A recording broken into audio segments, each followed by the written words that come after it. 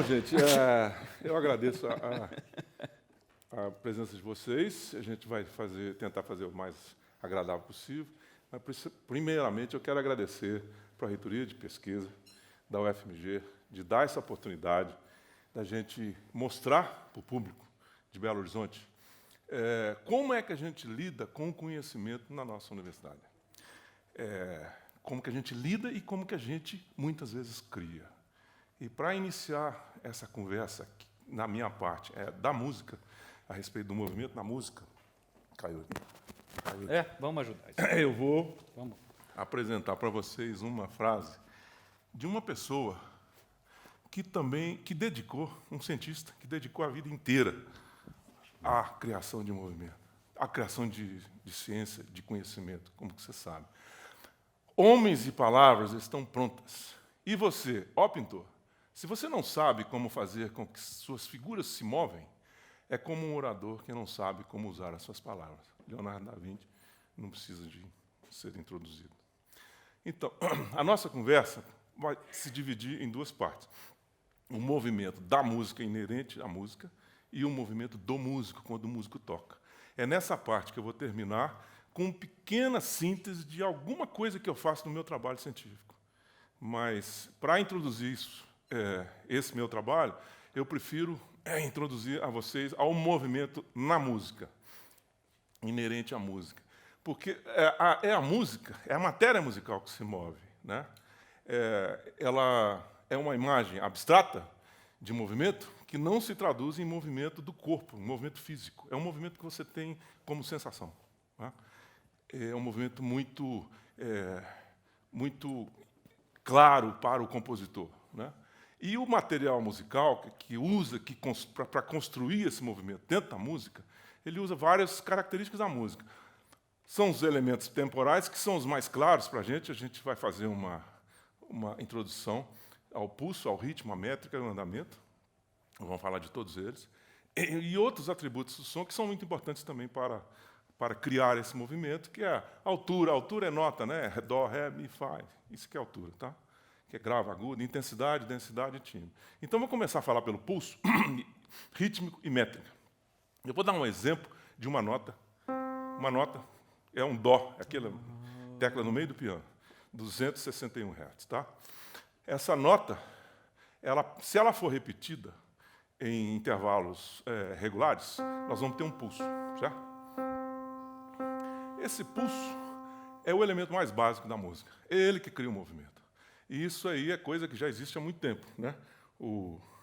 Aquilo ali é uma pintura rupestre de uma época entre 20 mil ou entre 15 e 20 mil anos atrás, e que tinha evidências que o homem já conhecia o pulso e já se ativava em relação ao pulso, imaginando que esse pulso poderia ser só ele, mais nada, sem outro som, um tambor ou um pé, né? E agora, para fazer mais ritmo, mais movimento, a gente tem que, dentro desse pulso, colocar várias outras notas, vários outros sons que caibam ali dentro para continuar com o pulso, mas com um ritmo. Este ritmo que vai ficar dentro do pulso é o que dá a ideia do movimento, faz o movimento ficar um pouquinho mais complexo. E a maneira mais fácil é dividir em dois. Aquela nota ali que eu coloquei ali é uma colcheia. Ela divide o pulso em dois.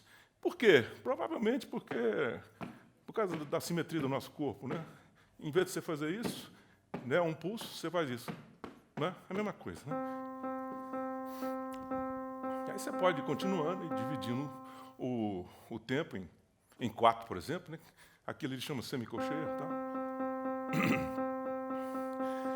Agora, para você colocar isso tudo junto, o mais interessante para mostrar para vocês como funciona é eu separar esses ritmos, então, 3 tipos de duração de nota, colocar numa pauta em alturas diferentes, né? Então, eu coloquei o pulso embaixo, que é o dó, e coloquei aquela colcheia, que eu chamei de colcheia, que divide por 2, uma altura um pouquinho mais para cima, que é um sol, e coloquei a divisão em 4 lá em cima. E coloquei todas as duas juntas. Todas as 3 juntas, né? Agora, para a gente falar da métrica e do andamento, primeiro vamos construir um ritmo um pouquinho diferente, que dentro do pulso ele vai ter notas diferentes. Então, ali, nós estamos vendo ali, ó, nós temos uma colcheia, que é igual àquela ali, e duas semicolcheias, né? Como é que vai soar isso? Isso dentro de um mesmo pulso. Certo? Vai complicando um pouquinho o ritmo, né? E isso que vai facilitar a ideia do movimento da música. Esse ritmo aí, não por acaso, chama-se ritmo de galope, porque ele imita um pouco do galope do cavalo. Todo mundo conhece aquele bonanza, né? Aquele pam pararam pararam pararam pam pam pam, né? Esse ritmo aí, tá? Mas precisa de colocar uma métrica. O que é uma métrica? Métrica é se eu coloco 2 pulsos, 1, 2 pulsos, e faço um agrupamento deles. Isso aqui chama-se um compasso. É um compasso 2/4.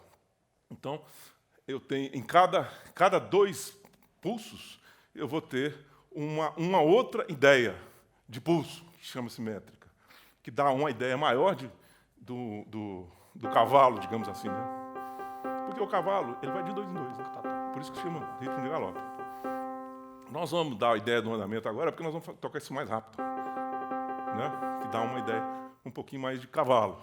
E Rossini, ele usou esse mesmo ritmo numa ópera dele, chamada Guilherme Tell, onde conta uma história que, numa certa cena, existe uma cavalaria chegando na Suíça, dos Alpes italianos, para salvar o herói. E eu coloco isso aqui na partitura. Vou aproveitar para mostrar para vocês a partitura. Essas barras aqui são aquelas que eu falei, que divide, que faz a métrica, né? Aquele é o nosso ritmo. Só que tudo isso aqui toca junto, né? Então aqui são as flautas, as clarinetas, os fagotes. Aqui nós temos o tímpano e aqui embaixo são as cordas. É violino, primeiro violino, segundo violino, viola, violoncelo e contrabaixo. Vamos ver como é que isso soa. Né? Aí parece mais calmo. E vai aumentando o volume. Né? Aí tem mais volume agora. A cavalaria chegando. Né? É um movimento.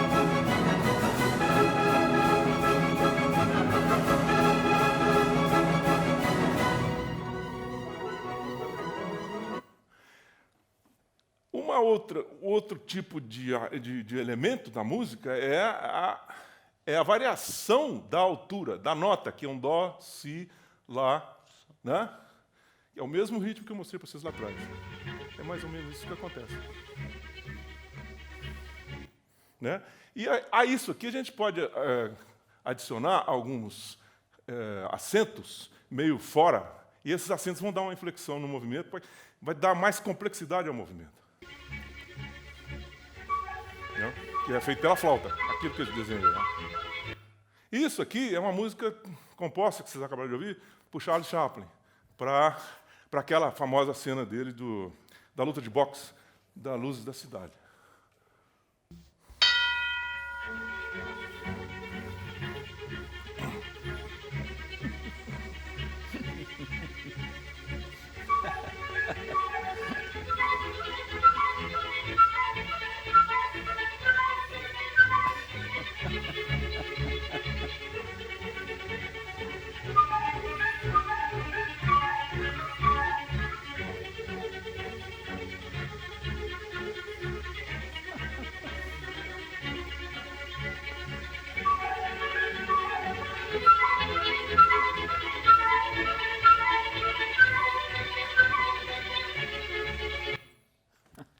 E se vocês me permitirem, eu vou tentar mostrar mais outro elemento da música, que é intensidade, densidade. O que é densidade? Quando tem muito som junto, o som fica denso.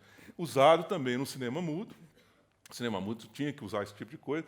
Um filme de Eisenstein, de 1938, famoso, Alexandre Nevsky, que é uma batalha que é no gelo.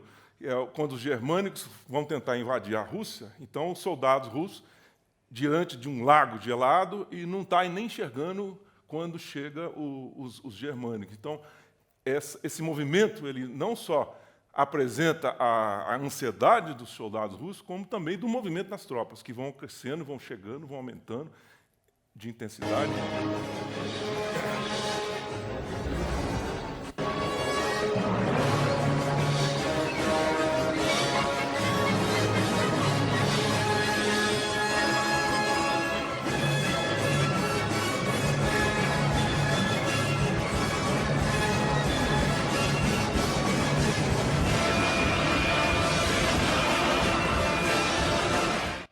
E agora nós vamos falar do movimento do músico. E se der tempo, se me deixarem, eu falo da minha pesquisa. O movimento do músico. Esse é um violinista, das mais famosos violinistas russos da atualidade, Gideon Kremer. E a gente vê como ele... Paga um pouquinho a luz, por favor, para ver o joelho dele. Né? Aqui nós temos... Todo mundo conhece quem que é esse? Tendo Woodstock.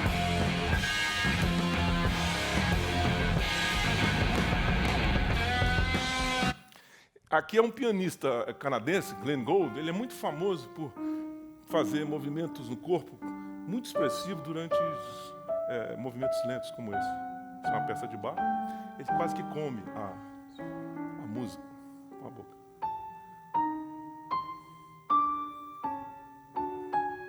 E, finalmente, todo mundo conhece Joe Cocker, também do Woodstock.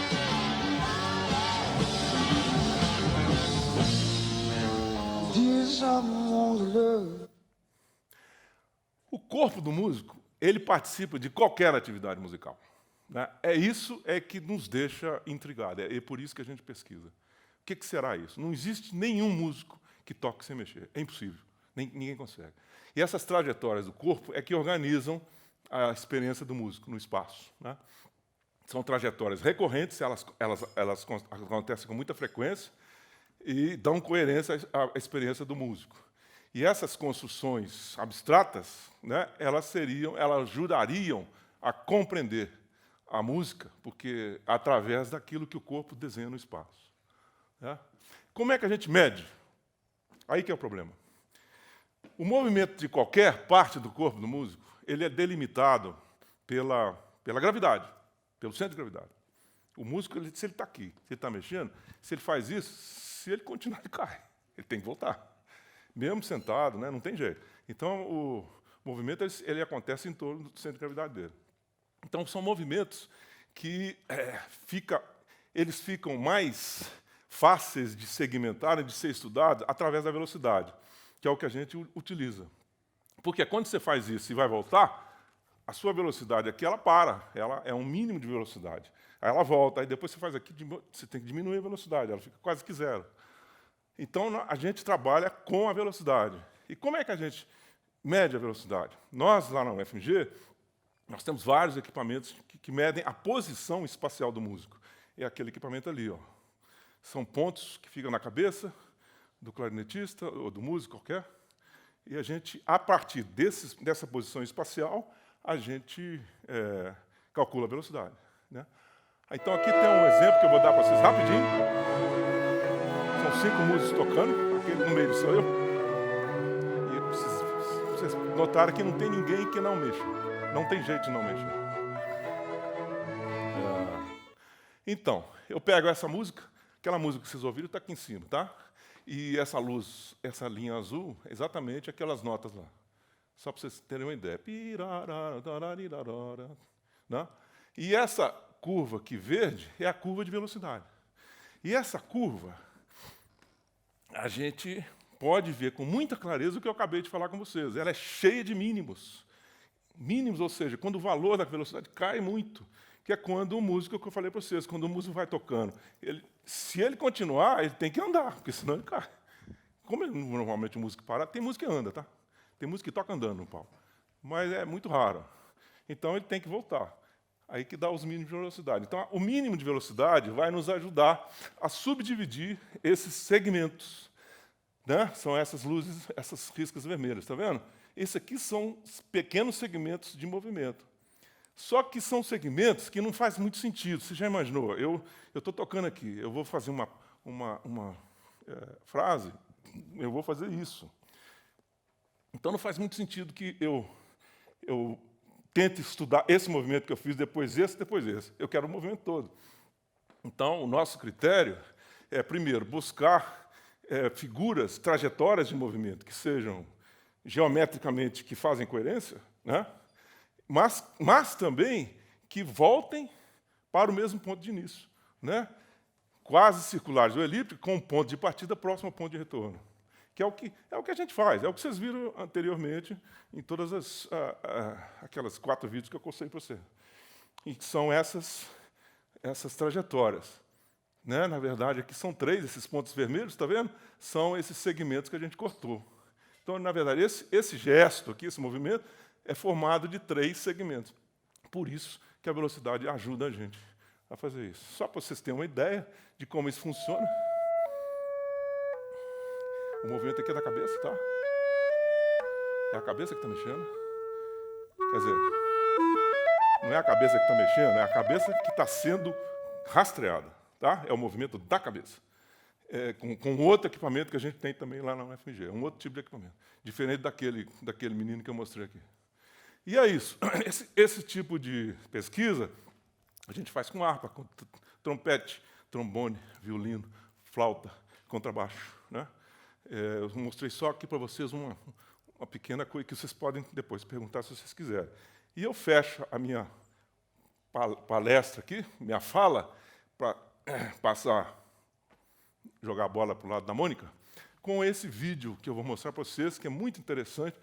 É de um bailarino, William Forsythe, um bailarino que eu não sei se ele é americano, mas ele mora em Nova York, que a diferença de tudo que eu falei, e que eu acho que a Mônica agora vai falar de outra maneira, é que ele parte da música para criar o movimento dele.